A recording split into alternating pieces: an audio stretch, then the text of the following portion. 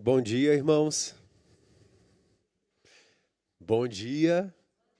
Ok, agora eu consegui sentir mais entusiasmo nesse bom dia. É o frio, né? É muito bom estarmos na casa de Deus para poder louvar, engrandecer ao nosso Deus, aquele que é merecedor de toda a honra e toda a glória. Eu vou pedir para aqueles que, se puderem, colocassem em pé, para que juntos exaltemos e glorifiquemos a esse Deus que planejou uma obra salvífica para cada um de nós, nos escolheu para estarmos aqui hoje. É graça divina estarmos aqui, estarmos com saúde, e é por esse motivo que devemos louvar ao nosso Deus. Então eu convido a você que você abra o seu coração nesse momento e com toda a força engrandeça e glorifique a esse Deus. Desperta o meu coração, Deus, desperta o meu coração, eu quero ver-te, eu quero ver-te. Que nós possamos declarar isso nessa manhã. Amém?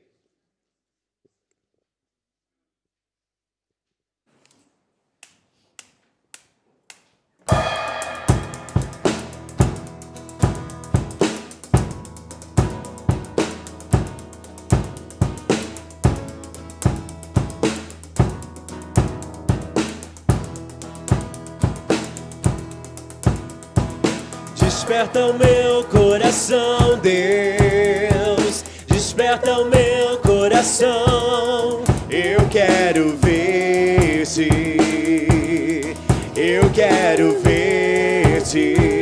Desperta, desperta o meu coração, Deus, desperta o meu coração. Eu quero ver-te, eu quero ver-te, ver-te alto e elevado, brilhando com a luz da tua glória.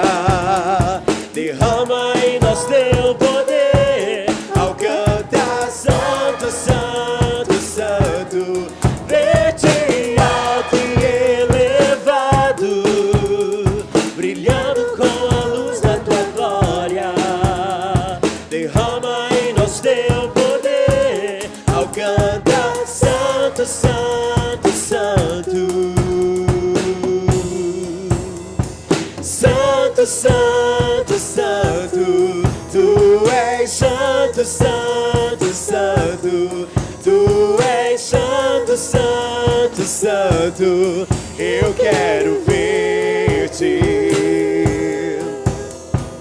Desperta o meu coração, Deus, desperta o meu coração. Eu quero ver-te, eu quero ver-te.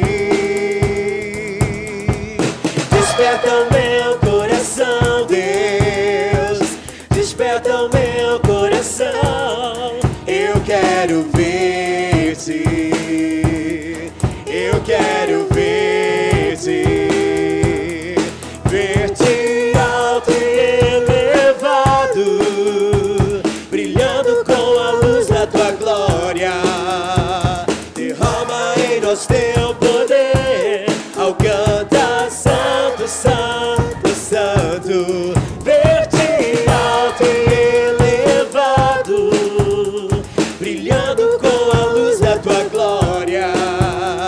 Derrama em nós teu poder, ao cantar santo, santo, santo. Santo, santo, santo, tu és santo, santo, santo, tu és santo, santo, santo. Eu quero ver-te.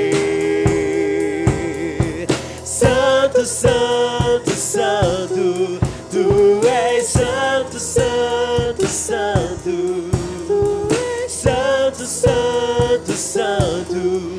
Eu quero ver-te. Aleluia, glória a Deus. Vamos ler a passagem bíblica em Mateus, capítulo 6, versículos de 25 a 34. Faremos a leitura de forma responsiva. Começamos aqui no louvor do versículo 25 os ímpares, e a igreja lerá os versículos pares, ok?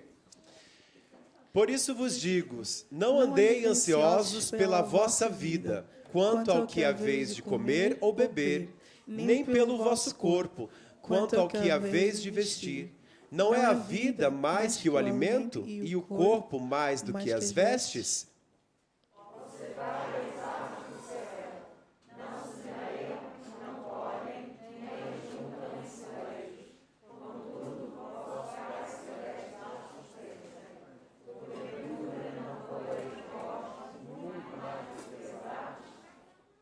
Qual de vós, por ansioso que esteja, pode acrescentar um côvado ao curso da sua vida?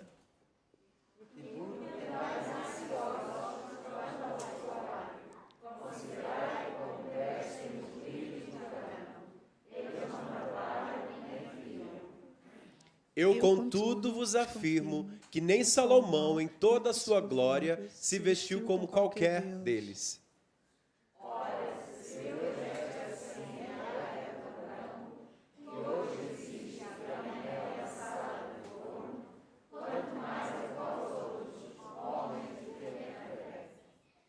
Portanto, não vos inquieteis, dizendo, que comeremos, que beberemos, ou com que nos vestiremos?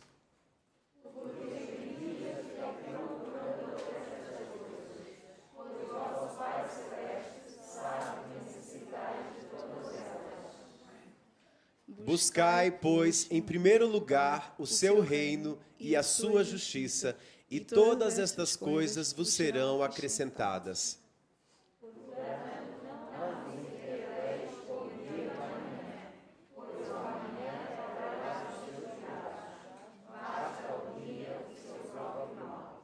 Amém. Que nós possamos ter essa confiança em Deus. Que não deixemos que a ansiedade, o medo do amanhã, roube a nossa fé, roube a nossa confiança em Deus. Porque para o amanhã basta o seu mal. Deus, Ele nos instrui na sua palavra que devemos confiar.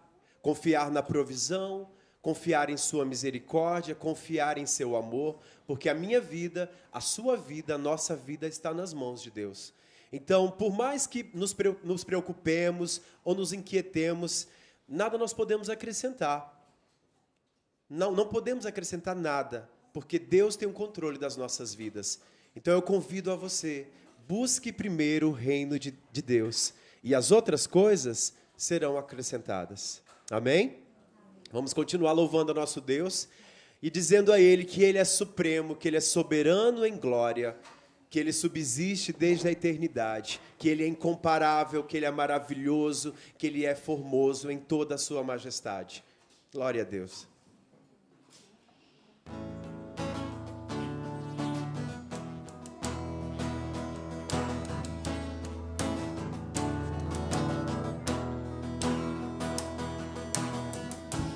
Deus supremo és, soberano em glória, és incomparável, maravilhoso em tua formosura, és incomparável. Tua majestade, não há outro Deus, não há outro Deus como Jeová, não há outro Deus além do Senhor, não há no céu, não há na terra, não há no mar, Deus como o Senhor.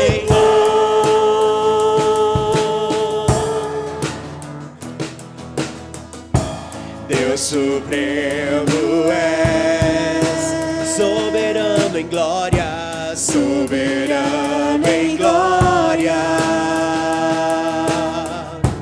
és incomparável em tua formosura, és incomparável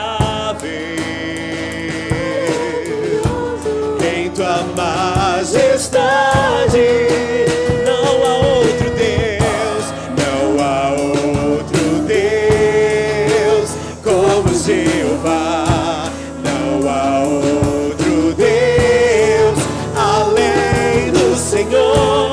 Não há no céu, não há na terra, não há no mar Deus como o Senhor.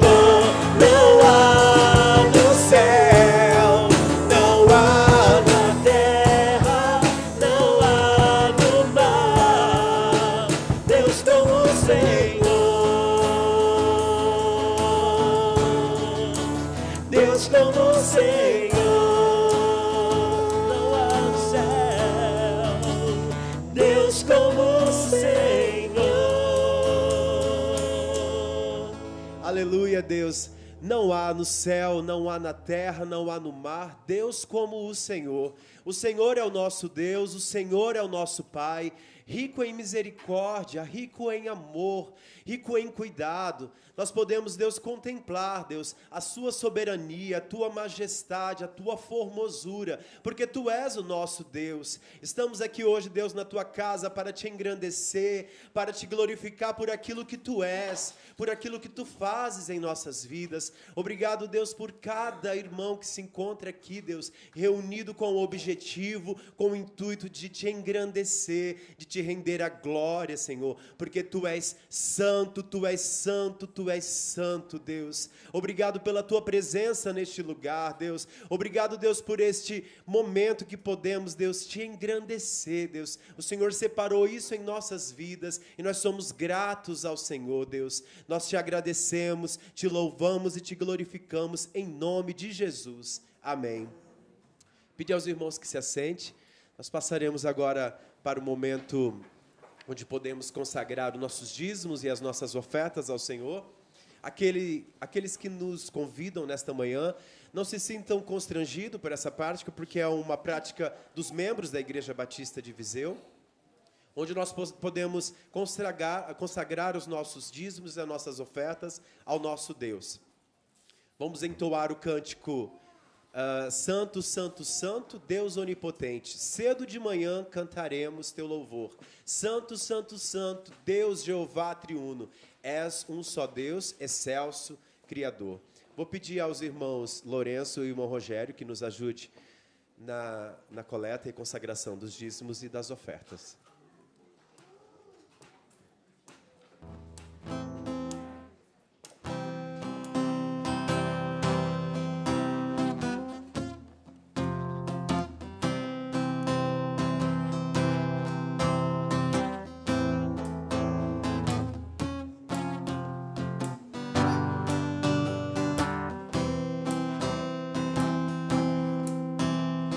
Santo, Santo, Santo, Deus onipotente, cedo de manhã cantaremos teu louvor.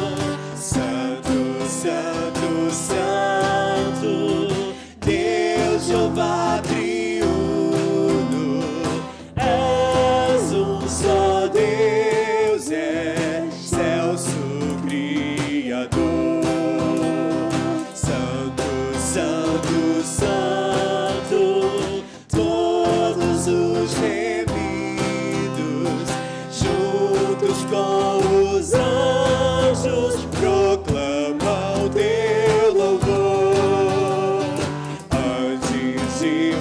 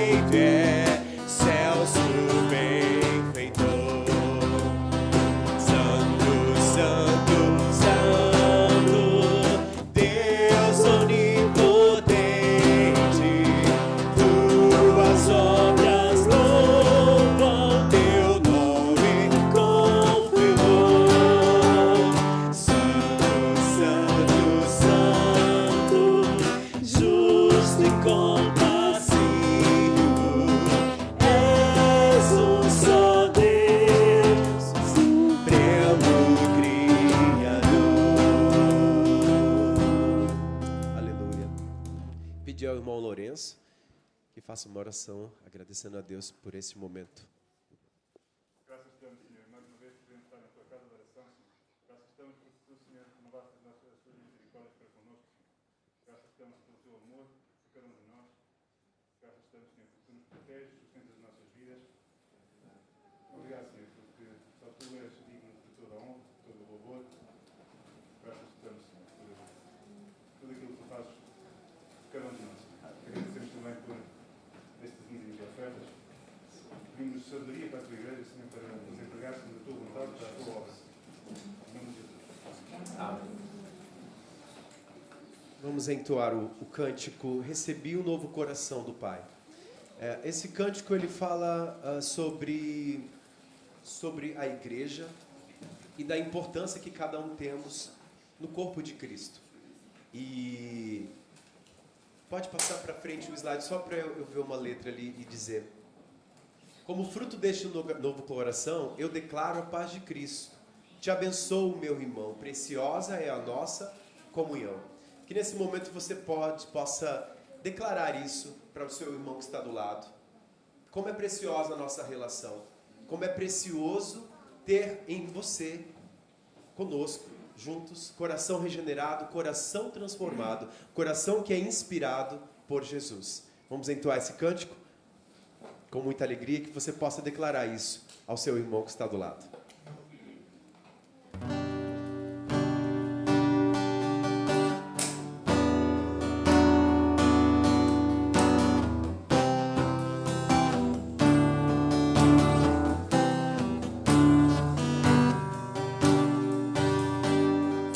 Recebi um novo coração do Pai, coração regenerado, coração transformado, coração que é inspirado por Jesus. Como fruto desse novo coração, eu declaro a paz de Cristo, te abençoo, meu irmão, preciosa é a nossa comunhão. Somos um corpo, assim bem ajustado, totalmente ligados, unidos, vivendo em amor, uma família, vivendo compromisso do grande amor de Cristo. Eu preciso de ti, querido irmão, precioso és para mim, querido irmão. Recebi um novo coração do Pai. Do Pai, coração regenerado, coração transformado, coração que é inspirado por Jesus, Pelo nosso Jesus. como fruto desse novo coração. Eu declaro a paz de Cristo. Eu declaro a paz de Cristo, Te abençoo, meu irmão. Aleluia. Preciosa é a nossa comunhão. Louvado seja o teu nome, Senhor.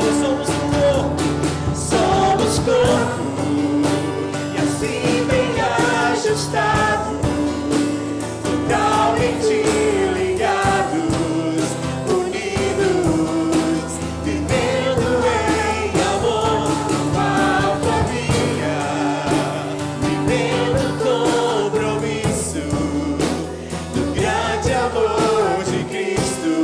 Eu preciso de ti, querido irmão.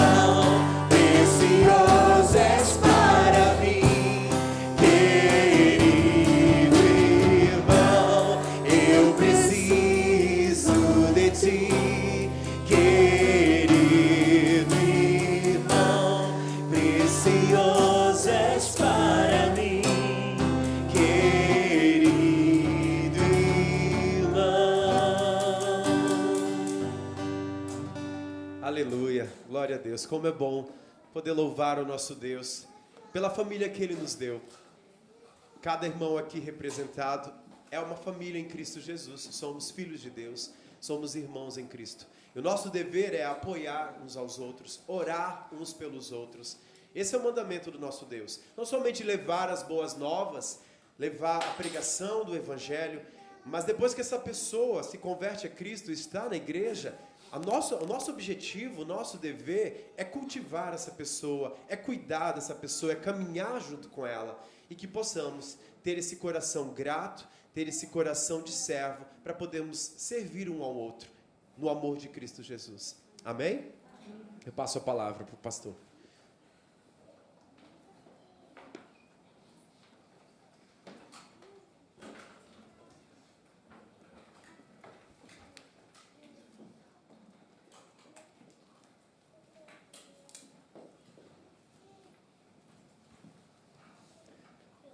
Uma vez mais, bom dia.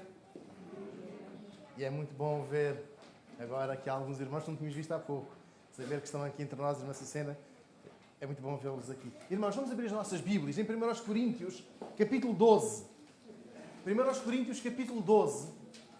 E vamos ler o versículo 9. E vamos falar do dom da fé. 1 Coríntios, capítulo 12, versículo 9. Porque quando nós falamos de fé, é fácil pensar que todos temos fé. Todos acreditamos em algo. Pode não ser no mesmo, mas todos temos fé. Aliás, quantas vezes nos dizem, eu tenho a minha fé? Quantas vezes nós dizemos a outras pessoas, eu tenho a minha fé?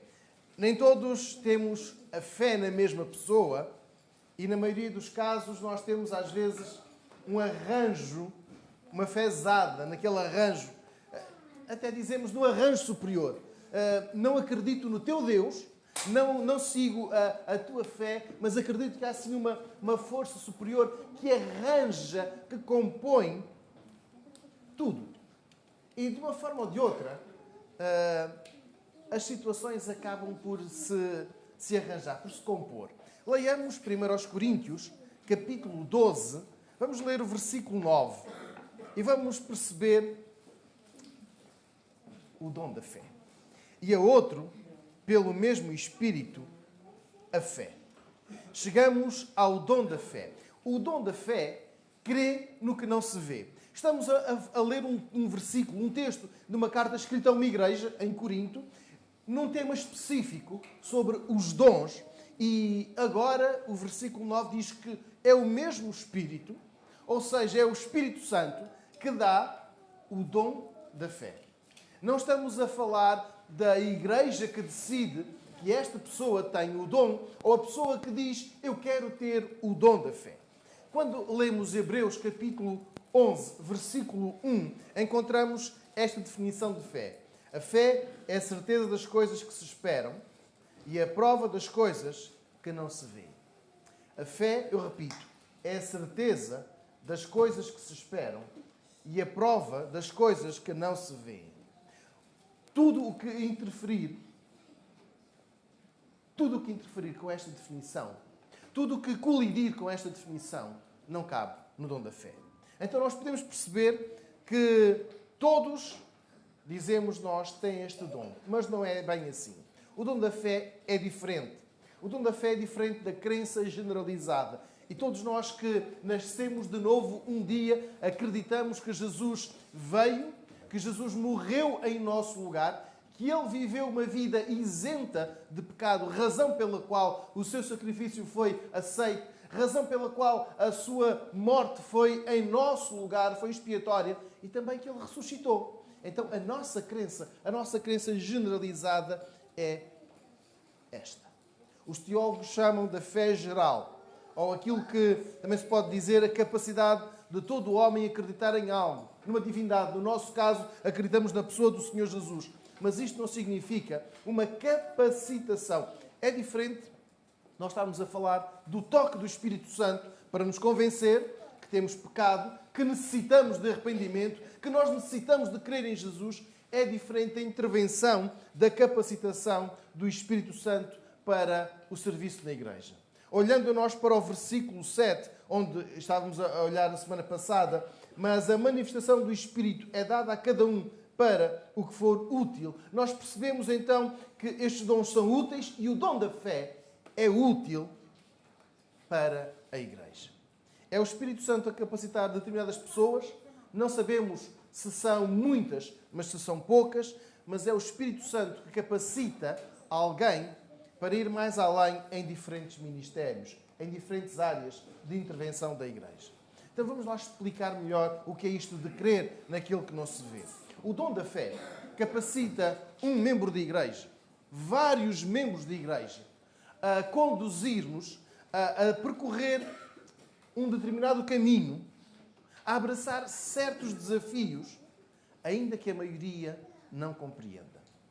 Eu não estou a dizer que seja um irmão louco, não estou a dizer que seja um irmão megalómano, mas estou a dizer que é alguém, ou um grupo de irmãos, que nos desafia, a todos, a seguirmos um caminho por onde não tínhamos ainda passado. A irmos buscar alvos, metas, onde nós não conseguimos ir, porque não estávamos a ver além do imediato. E não estou a falar do orçamento. Vai ser no próximo domingo, está bem? Não estamos a falar de questões materiais. Não estamos a falar da aquisição deste ou daquele espaço, deste ou daquele material, e que nós olhemos e digamos, mas nós não temos dinheiro, mas temos de ir pela fé. Não, é algo diferente. Algo que Deus capacita os seus filhos, os membros, para que possam, de uma forma espiritual, também confiar naquilo que não veem. O dom da fé vê o que os outros não veem. Não significa que nós não tenhamos fé. Quando alguém nos desafia a determinado serviço, a determinado ministério ou a percorrer determinado caminho, não significa que nós não tenhamos fé. É que este irmão, esta irmã, tem a capacitação que está aqui no versículo 9. E desafia-nos a percorrer este caminho. Acrescenta algo à vida da nossa igreja.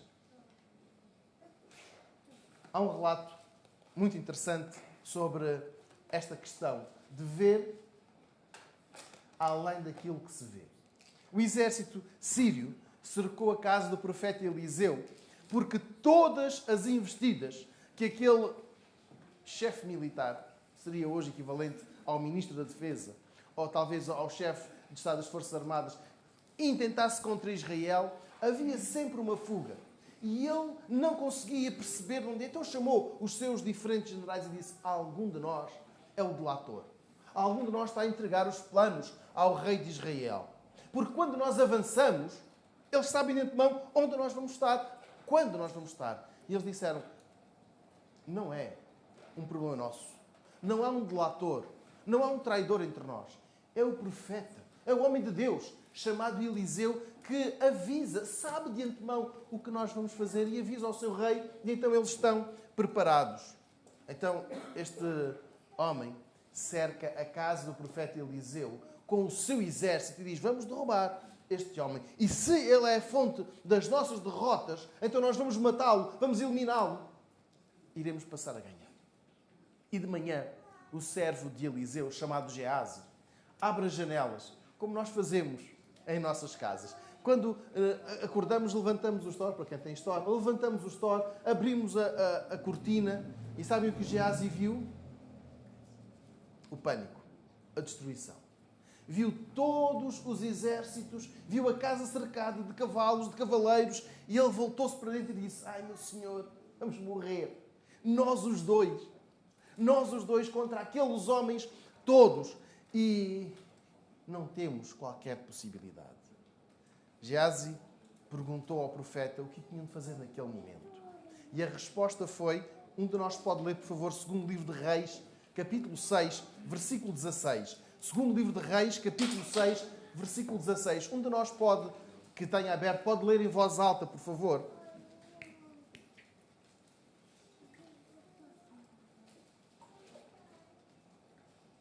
Segundo livro de Reis 6, 16. Eliseu respondeu: não tenhas medo, porque são mais os que estão conosco dos que estão com eles. Obrigado. Não tenhas medo. Irmãos, em primeiro lugar, o dom da fé não pode trazer medo à nossa igreja. Quando tivermos alguém que nos desafie, mesmo com os problemas, mesmo com este exército de problemas, nós não temos necessidade de temer. Depois, ele diz, são mais os que estão connosco dos que os que estão com eles. Eliseu viu o exército a proteger aquela casa. Eliseu viu que do seu lado, apesar de serem dois, Geazi e Eliseu, Eliseu viu muitos mais a protegerem aquela casa, aquelas duas vidas. E ele pede a Deus que abra os olhos do seu servo.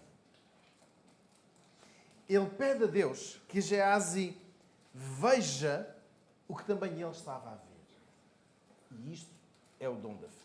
Serve para proteger, serve para liderar em direção à vitória, mas também serve para que a igreja avance, ainda que não tenha recursos. Ainda que, como diz Geazi, somos dois.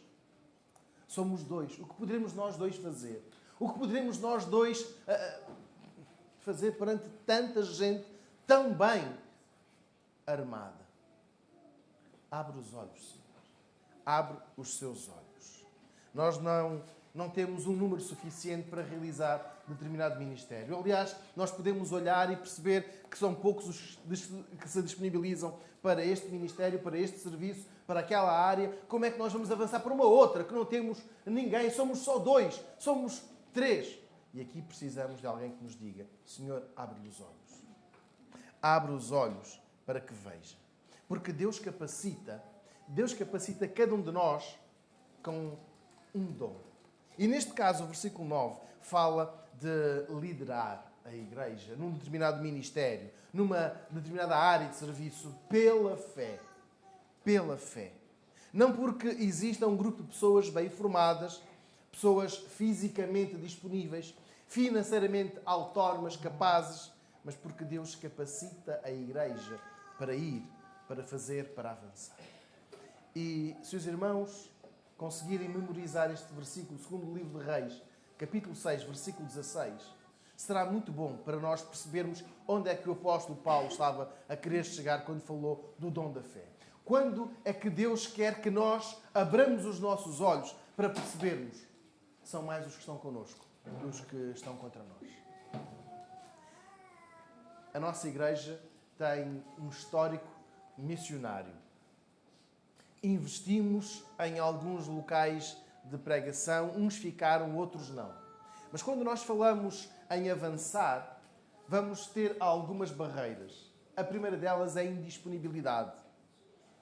Não posso, estou a trabalhar, estou ocupado, tenho muito que fazer, e então nós podemos dizer, se calhar é melhor não avançarmos.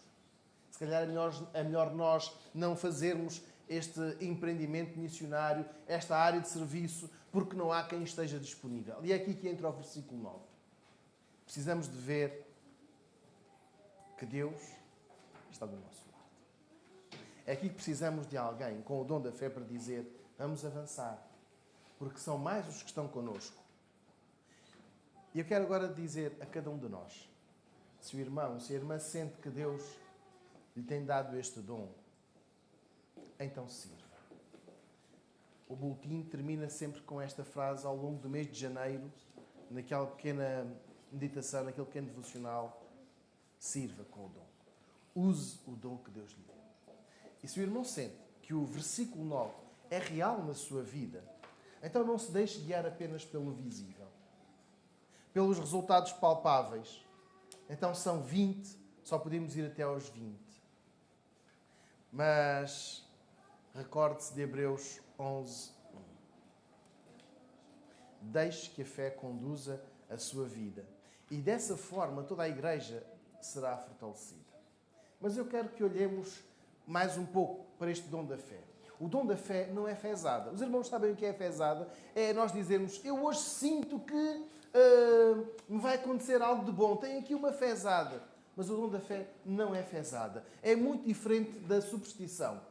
É muito diferente da crendice popular e que muitas vezes ganha terreno entre os crentes em Jesus. Há pouco na classe da escola bíblica dominical dávamos um pequeno exemplo quando falamos sobre o horóscopo. Qual é o teu signo? E uns vão dizer, eu sou este, eu sou aquele. E vamos nos deixando influenciar por esta situação. Nem todos aceitam viver pela fé. Nem todos se submetem à fé que outros irmãos revelam. Quando Paulo escreve a Timóteo, numa relação quase como de pai-filho, ele fala de alguns amigos, de alguns companheiros de serviço, mas também fala de alguns que se afastaram da fé. Menciona 2 nomes, Demas e Alexandre, como exemplos de alguém que conheceu a fé, alguém que conheceu a fé, alguém que abraçou a doutrina cristã, mas que foram abandonando a mesma. Então, eu quero que um de nós possa ler 2 Timóteo 4,10. Por favor, alguém pode ler 2 Timóteo 4,10?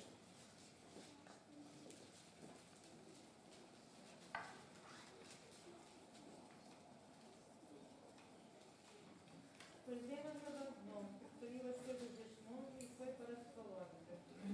Efeso foi para a Galácia e Tito para a Dalmácia. Obrigado. Nós estamos aqui a olhar para o que o apóstolo Paulo fala acerca de Demas, alguém que abandonou. Abandonar. É um verbo, o verbo abandonar é muito forte. Não é quando eu saio de casa para ir para as aulas. Eu não abandonei a minha casa. Eu saí, mas eu volto. É diferente quando nós abandonamos.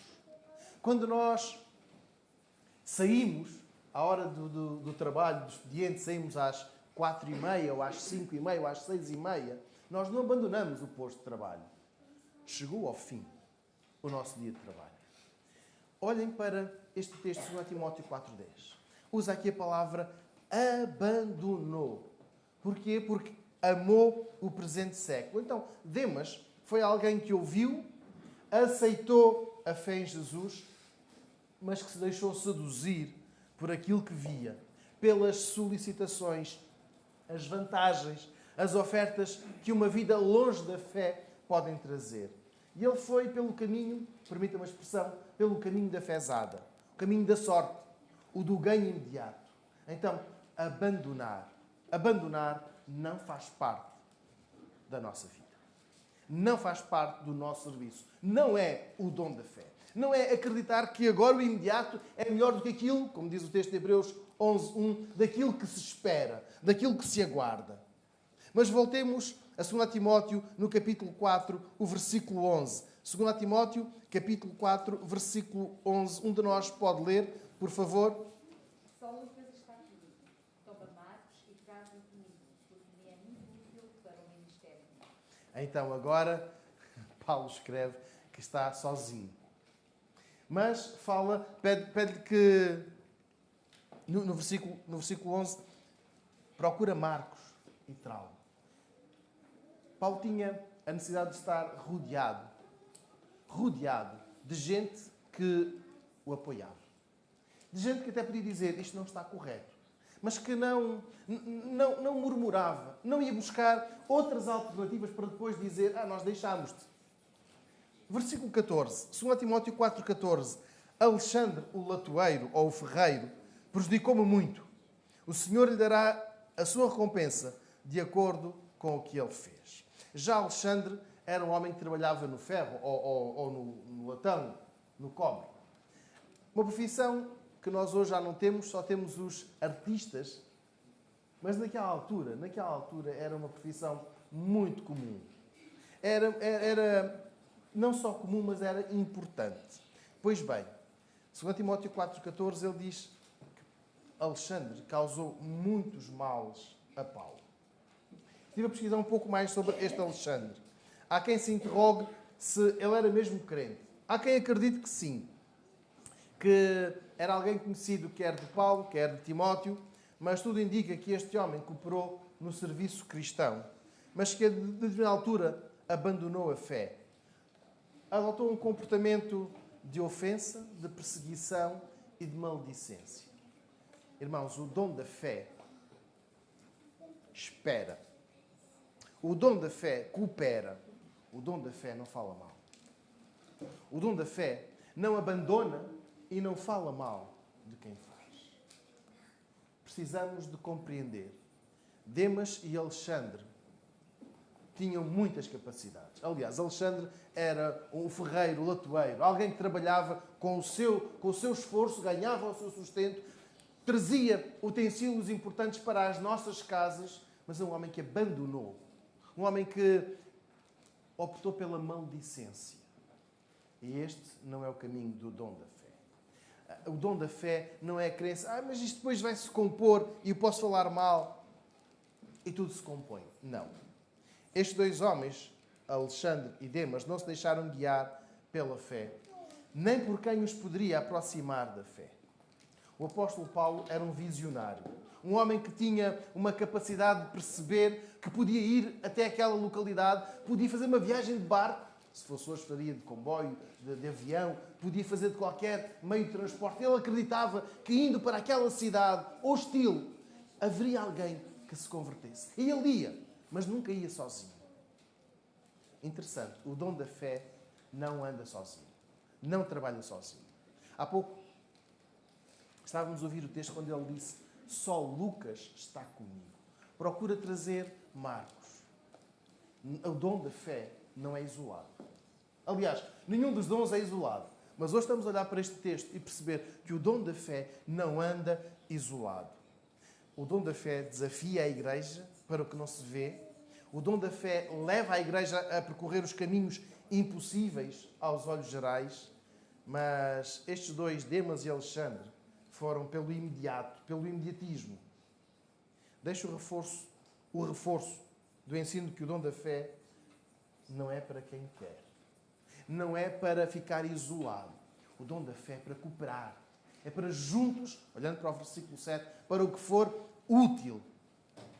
E o Espírito Santo dá o desafio nunca abandonar a fé. Nunca virar costas a quem está a servir.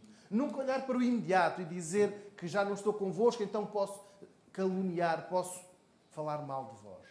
O dom da fé não faz isto. Mas o dom do Espírito Santo é para o que for útil. E o dom da fé também confere nos resultados. Jesus ensina que este dom tem a sua confirmação não só da boca para fora, mas também nos seus atos. Quando o Mestre entrou em Jerusalém, na sua última semana antes da crucificação, teve fome e procurou uma figueira para se alimentar. Como não encontrou figos naquele momento, Jesus, e eu estou a citar o texto bíblico, falou para a figueira. Para quem tem plantas em casa e gosta, não quem tem plantas e não gosta, mas para quem tem plantas e gosta, costumam falar com as plantas. Fabiana, eu peço desculpa, a irmã Eunice, já são duas. O irmão já estava a fazer a máscara, não estava a levantar a mão. Então temos duas que falam com as plantas. Vocês têm um pouco daquilo que Jesus ensinou. Jesus falou para a figueira. E sabem o que Jesus disse à figueira? Não voltas a dar fruto. Ninguém voltará a comer um figo de ti. Uma palavra arrojada. Talvez alguns pensassem que fosse assim um momento, uma situação de fúria, de raiva, de indignação, e que Jesus estava a ser mau. Mas os discípulos ouviram o que Jesus disse. Guardaram o que ouviram de Jesus. Algum de nós pode ler Marcos 11, versículos 12 e 14. Marcos, capítulo 11,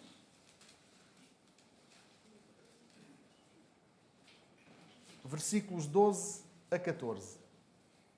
No dia seguinte, ao voltarem de Betânia, Jesus teve fome. Viu a uma figueira coberta de folhas e foi até lá para ver se tinha fruto. Quando chegou ao pé da árvore, notou que só tinha folhas, pois não era tempo de fruto. Então Jesus falou: nunca mais ninguém coma do teu fruto. Os discípulos ouviram isso. Obrigado. Na manhã seguinte, os discípulos viram a figueira completamente seca. Eu chamo a atenção. Os discípulos ouviram. Os discípulos guardaram. Interiorizaram o que Jesus disse. E esta é uma boa analogia para nós. Ouvir e guardar o que Jesus nos diz. Na manhã do dia seguinte, eles viram aquela figueira completamente seca. Para quem tem árvores de fruto, deve ser triste ver uma árvore de fruto completamente seca. Gostamos de, no seu tempo, ver a árvore com as folhas, ver depois também o fruto a crescer, a desenvolver-se e, na altura certa, gostamos de tirar o fruto. Olhamos no dia seguinte a figueira completamente seca, desde a raiz. E então Pedro recordou a Jesus, falou com o mestre e disse-lhe o que o mestre tinha dito acerca da figueira. E agora os resultados estavam à vista de todos. Foi assim como disseste. Marcos 11, versículos 20 e 21. No dia seguinte, de manhã cedo, Jesus e os discípulos passaram perto da figueira e viram que ela estava seca desde a raiz. Então Pedro lembrou do que havia acontecido e disse a Jesus: olha, mestre, a figueira que amaldiçoaste ficou seca.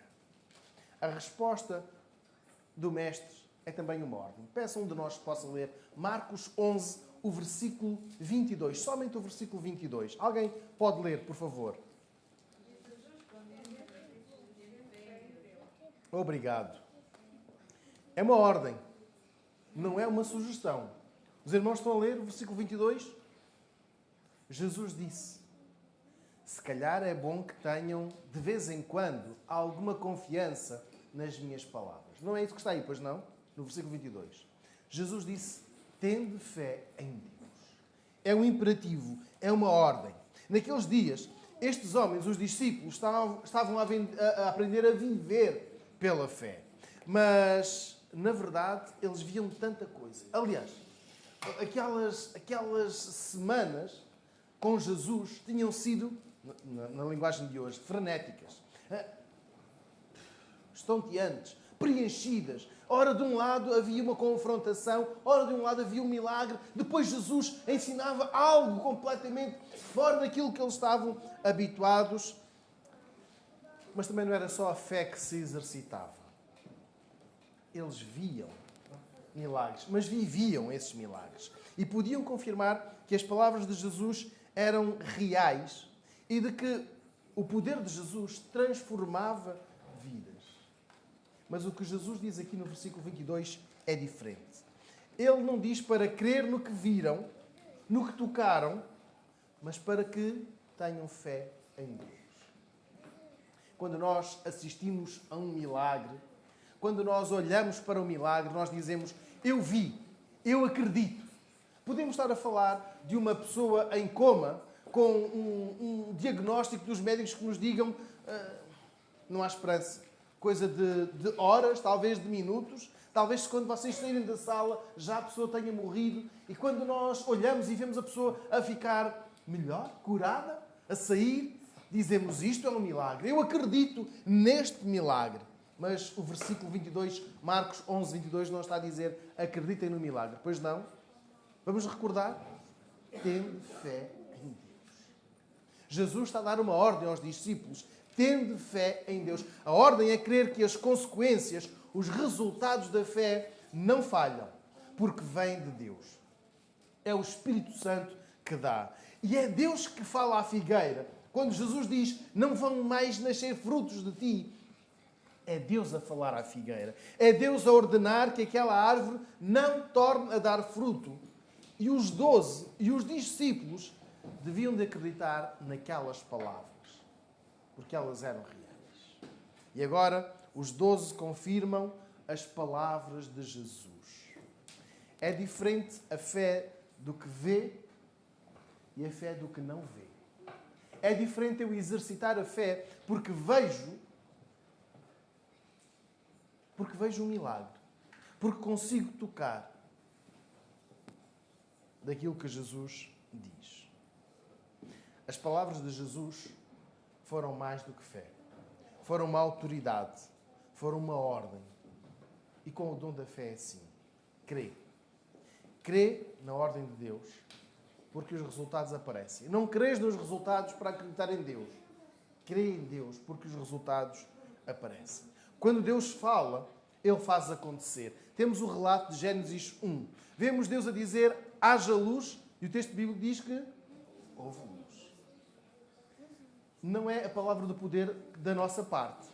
Não é que cada um de nós tenha uma palavra de poder e possamos, então, ordenar que este púlpito agora se torne numa outra cor. Então tem de se tornar outra cor. Estamos a falar no poder de Deus. E nós somos confiados, somos desafiados, somos ordenados a crer no poder de Deus.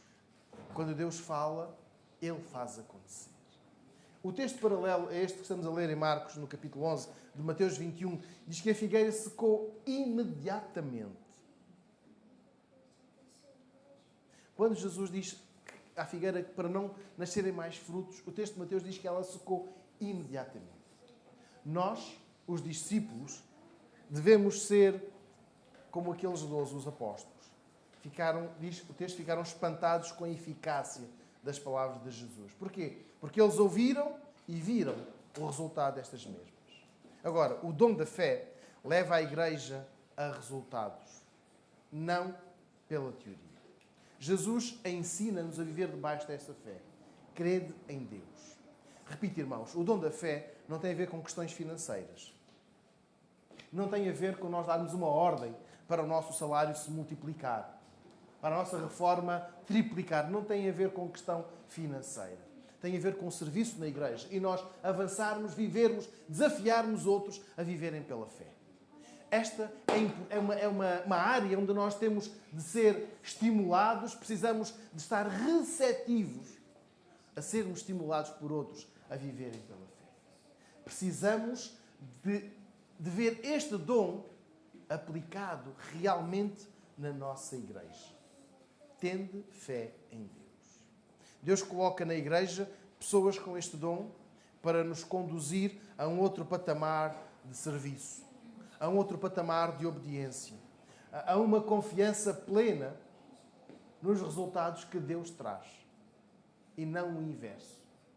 Porque se converteram 3 pessoas, já podemos ir para lá. Mas vamos para lá, porque se converterão tantas pessoas.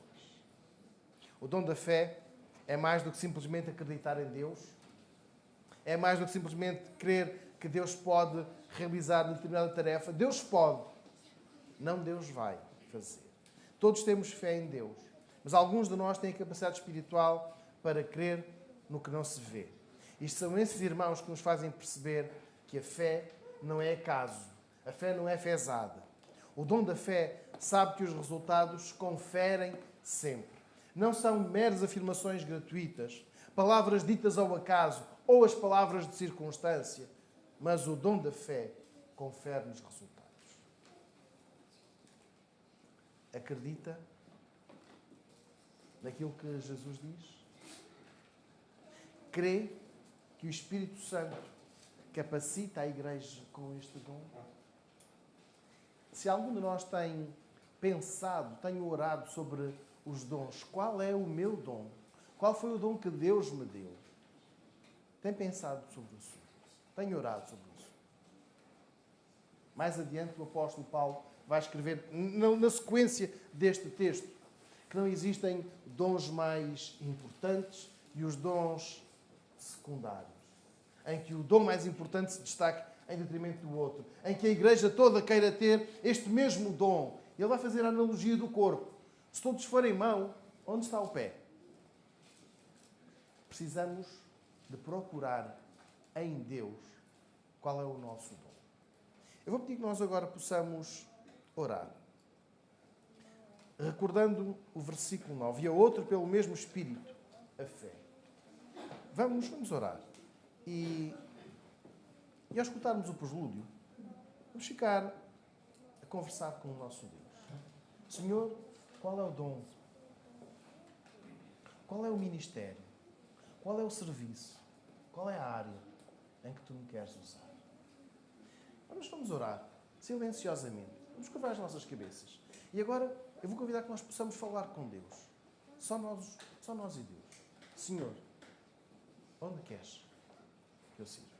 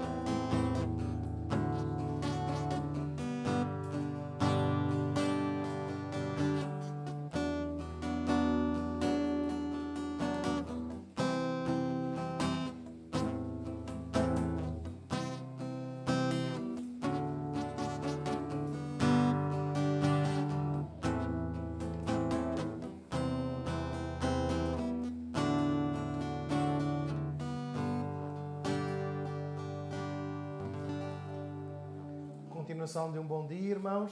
Logo às 17 nós temos então o culto de jovens, dirigido pelos jovens. Vou convidar todos a que possamos estar presentes, possamos participar e possamos trazer alguém.